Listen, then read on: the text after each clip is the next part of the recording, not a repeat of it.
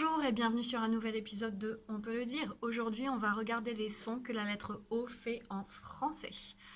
So, what sounds does the letter O make in French based on its context? And this is the last but one vowel grapheme we're looking at for On peut le dire. So, let's get started. If you see O in French with or without a consonant afterwards, but it's the end of its marked syllable, then it's going to be a closed O sound. Remember the square brackets, they're for the IPA, International Phonetic Alphabet. So that's an O.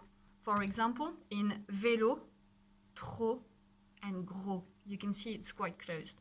Vélo, bicycle, trop for too as in too much or too many, and gros for fat or big. Okay? Notice as well for trop and gros, you have a final consonant, but you don't hear it. Unless context means you have to say it. So like, il est trop fort. He's so strong. We don't pronounce the P because there's a consonant afterwards. But il est trop intelligent pour moi. He's too smart for me. We pronounce the P because intelligent starts with a vowel.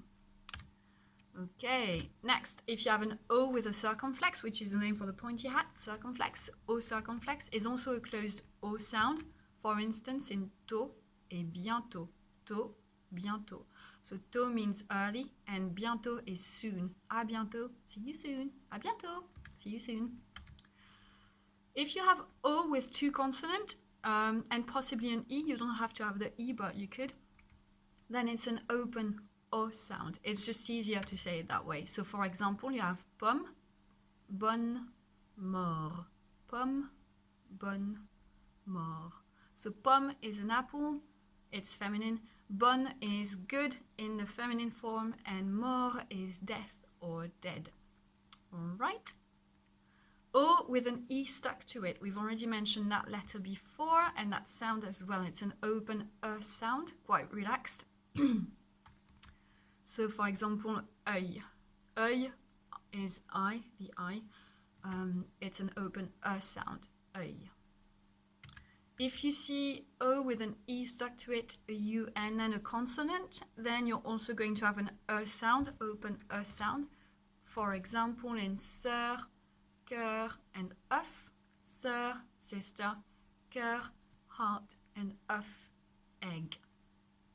Okay, œuf, egg. The exception to that would be for œuf if it's plural. So you add an S at the end. Now you're going to have to say des œufs, œufs, which is weird. I don't know why we're doing it, but we're doing it. So it's un œuf, one egg, and then des œufs, some eggs. Just roll with it. And then if you see O with U, with or without a consonant afterwards, you're going to have an OO sound. OO, again quite close, but more forward than the O we started with. OO. For example, OO, pour, nous. So, ou, the first one, is a conjunction. It means or. Pour can be a preposition, which means for, as in pour moi, for me. Or it can be a subordinate conjunction, in order to. Pour faire quelque chose, in order to do something. And then you have the pronoun nous, which is we. So it can be a subject pronoun. Nous allons à la plage. We're going to the beach. It can be an object pronoun. Pour nous, for us. It can be a reflexive pronoun, it can be an emphatic pronoun, it can be lots of things. So nous. We don't use it very much as a subject in French. If you see O with a U and an accent, it's called a grave. When it goes down, it's grave. Actually, that's quite cool because if it goes down, it's grave, and grave means serious as well. Like it's a serious, critical situation. Everything's going down. This is critical. So that's how you could remember the accent. Grave. Although if you don't know the word grave, then it won't help you, so never mind. If you see this O there with a U and an accent, then it's going to be an OO sound again. OO. For example, and there's only one example ever, you will never see that letter U with an accent. You'll never see it in another word than this one. OO. And this time it means where. So it sounds exactly the same as the previous OO, which meant or, but this time it means where, as in, where did you put my glasses? Where did I last see this? Or, oh, this is the park where we had fun last time. Ooh. So yeah, we decided let's have one special character that will only ever be used once. And that's well worth it. Clearly special. So all of these will be your OO sound. O with an M after it and a consonant or the end of the word would be an on sound, nasal on. We've talked about this one before, so remember most vowels will be oral vowels where the air comes out of your mouth and you can feel it on your hand. So O is one of these, O. And if you have a nasal sound, then air comes out of your nose as well, so you have on, and you can feel it on your finger if your finger is cold enough. So on, nasal, and for example we have the word pompe. So une pompe could be like one of these pumps you can use to inflate your bike tires, and it's also une pompe is a push-up. It's feminine as well, une pompe.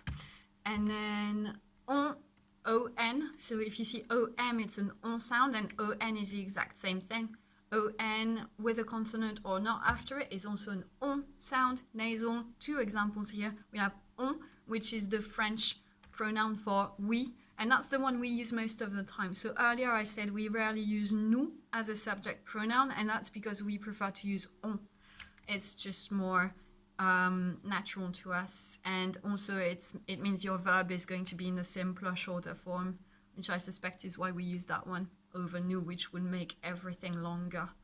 So on, oui, and then bonbon, everybody knows that word. Bonbon is sweet. So as a noun, a sweet. Je veux un bonbon. I want a sweet. Just give it a go. Bonbon.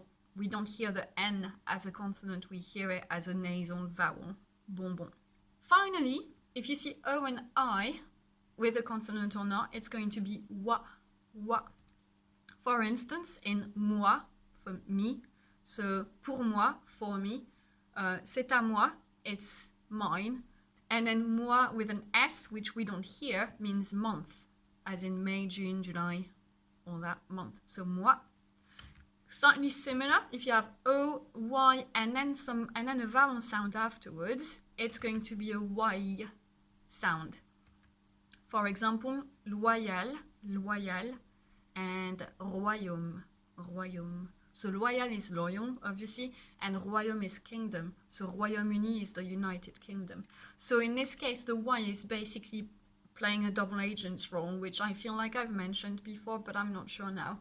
I'm pretty sure I have mentioned that before in a video I made at home. So you have Y is on the one hand, Y works with the O to create the wa sound we've mentioned above, and on the other hand, it works with the next vowel sound to create a y, half consonant, half vowel sound, if that makes sense. So Y, loyal, royaume. There's no oi in French. Absolutely not. Which is why I like saying oi in English, because it doesn't exist in French. And I'm like, oh, this is exotic, it feels cool. And that is it for the sounds that you can pronounce when you see the letter O in French. I hope that was helpful. We will then need to do the letter U, and then we can start looking at syllables and stresses and how to read out full sentences in French or speak out full sentences in sounding more French, which is pretty exciting. Let me know if you have any questions or constructive feedback or comments down below, and I will see you in another video. Salut, et n'oubliez pas, on peut le dire.